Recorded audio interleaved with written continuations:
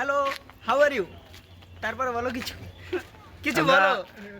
আমরা গেছিলাম এখন ক্যারাম খেলতে, ক্যারাম খেললাম। আমরা অনেকগুলো জিতেছি, অবশ্য আমরা জিতেছি, আমরা হারিনি, আমরা হারিনি। না আমরা কিন্তু হারছি। এই যে এর জন্য হারছে। দোষ সম্পূর্ণ আমার না, এরও দোষ ছিল। আমার কোনো দোষ না, আমি খুব ভালো খেলেছি আজকে। সমস্যা নাই, নেক্সট আমরা আরো ভালো খেলবো।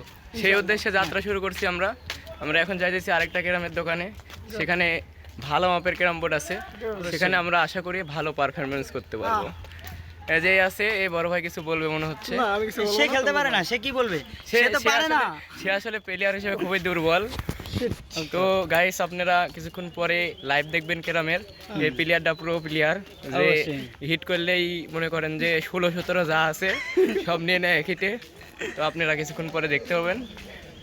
এই যে ক্যারামের দোকানের কাছাকাছি আমরা চলে এসেছি, আর কিছুক্ষণ এই যে রাস্তা দিয়ে আমরা, এই রাস্তা দেখি কেমন হবে।